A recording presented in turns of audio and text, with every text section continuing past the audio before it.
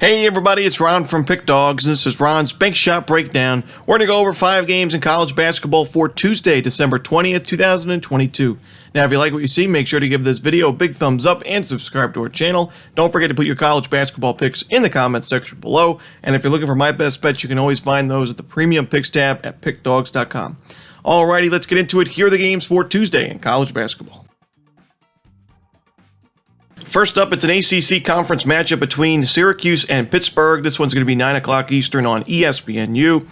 Going into the season, I got to admit, I was not really expecting much from this Pittsburgh team. Last year, 11-21. They've been a program that struggled the last few seasons overall, and they were 6-14 in conference play. Going into this year, the roster on paper really wasn't my favorite, but I got to say, 8-4 overall now. They have a win in conference play, a true road win over NC State. They beat Northwestern in a true road game. That was a blowout win, 87-58. And overall, the shooting percentages from Pittsburgh's teams, from this Pittsburgh team in the last few games, especially from deep, has really improved. And that's important against the Syracuse defense, that 2-3 zone that Boeheim uses. If you're able to make those three-pointers at a good rate, usually you can give yourselves a good chance on offense, especially if you're able to get those second chance looks like Pittsburgh has been able to, rank 47th in the nation in offensive rebounding. So even though I wasn't the biggest fan of Pittsburgh going into the year, sometimes you got to recalibrate what you're looking at. And this Pittsburgh team's now ranked 72nd in the nation in KenPom, and Syracuse ranked 81st. I don't like the way the defenses look. Not a very good rebounding team like we're used to seeing from Boeheim teams. And overall, it's been an underwhelming season so far for Syracuse. They have looked better as of late, but you look at their last 5 wins, all against teams outside the top 100 in KenPom. Most of those games at the Carrier Dome. They didn't really schedule the toughest of non-conference schedules, and the games where they had to step it up in competition, games against St. John's, Illinois, they struggled in those games. So I'm going to take Pittsburgh in this spot. I think they win this game outright. Next up, it's Toledo and Vermont. This one's going to be 2 o'clock Eastern on ESPN+.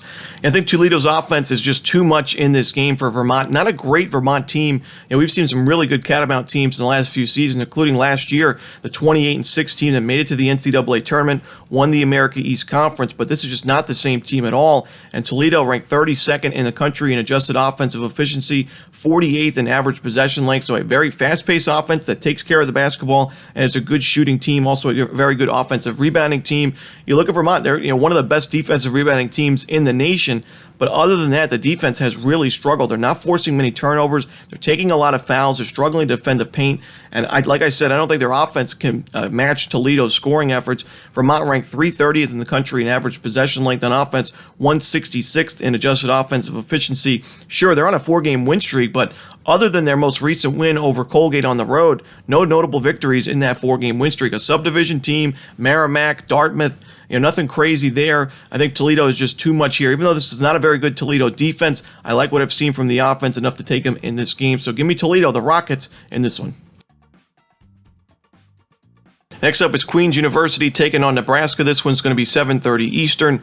I got to give credit. Queens University is 9-2 to start the season, their first Division I season. They're 99 in the country in adjusted offensive efficiency, and they're 16th in the country in offensive rebounding percentage. But when you look at the strength of schedule, ranked 252nd overall in the country, I think this is the toughest game that they face all year long, and definitely Nebraska is the best defense that Queens has faced. But Nebraska, this is a defense that played Purdue. It was a home game for Nebraska, but still holding Purdue to 65 points, a Purdue team that scores about 77 points per game, and that game went to overtime, 65 points, including 5 extra minutes in overtime. Really impressive performance by Nebraska in that game, and overall, the Cornhuskers may not be the greatest on offense, and that's why I'm not going to lay the points with them and rather just side with the under in this game. But that defense, I really like the Nebraska defense this season. I do think Queens' defense is a little bit better than what we've seen as well.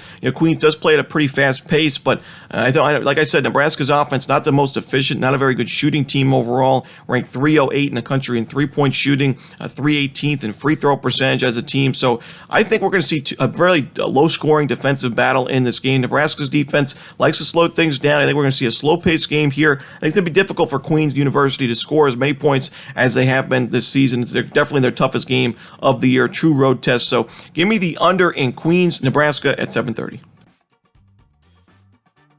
Next up, it's Lipscomb and Louisville. This one's going to be 6 o'clock Eastern on ESPN+. Louisville, we took them against Western Kentucky back on December 14th. It was not the most popular pick, but we cashed that ticket with Louisville against Western Kentucky, and they managed to win their next game over Florida A&M. But that was only a 6-point win. Not a very impressive game, in my opinion. And Louisville's offense still ranked 301 in the nation in adjusted offensive efficiency, 353rd in turnover percentage. Not a good rebounding team, and I don't like their chances against Lipscomb. You could say this is an upset game because Lipscomb is a mid-major school against an ACC team, but I think Lipscomb is the better team. A very good offense, ranked 77th in effective field goal percentage. They played plenty of true road games this season, so they shouldn't really be intimidated in this matchup. And overall, like I said, Louisville's offense really can't be trusted. When you're only putting up 61 points against Florida A&M and that defense, I got to be concerned. That was a home game as well for Louisville. So, even though we took them against Western Kentucky, I'm back to fading Louisville in this spot. Give me Lipscomb. I'm going to take them to win this game outright.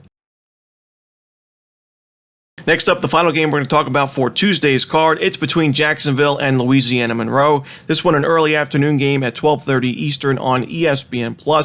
Jacksonville, a little bit of a weird start to the season for the Dolphins. They're 6-3 so far. They've only played 9 games, and 3 of those wins were against subdivision opponents, but they have scheduled a few tough games against teams like VCU, UNC Wilmington. They had 2 true road games against Duke and UAB, and they do have that win over VCU. That was a 73-62 performance. It's tough to score 70+ against that VCU defense. So, I do like Jacksonville in this matchup, and this is a team that doesn't really play a ton of guys. A very small bench, really, for Jacksonville. Last game out, they only played 8 players in total, but most of their starters get about 30+ minutes a night. And, Louisiana Monroe is 4-8 to start the season, but 3 of those 4 wins against subdivision opponents, and the only Division I win was against the 359th ranked Lamar team. And that was a blowout victory, but Jacksonville a lot better than Lamar and those subdivision teams. I think Louisiana Monroe's offense could be one of the worst in college basketball this season, at least in Division I hoops. And I don't like the way that Louisiana Monroe, not a very good defensive rebounding team. And yes, Jacksonville's not off to a great start rebounding the ball themselves, but this is a very good front court on paper that hasn't been able to play all of its guys every single night. We saw last year Jacksonville was ranked 26th in the nation in offensive rebounding percentage, 28th in defensive. So I think those rebounding numbers are going to get sharper as we continue this season and as Jacksonville gets healthier. So give me Jacksonville in this matchup to start the day. And that's it. Those are the games in college basketball for Tuesday. Hope you enjoyed this video. If you did, don't forget to hit that like button and subscribe. And don't forget to put your college basketball picks in the comment section below. Again, if you're looking for my best bets, you can find those at Pick Dawgz Premium. As always, this is Ron Romanelli. Good luck.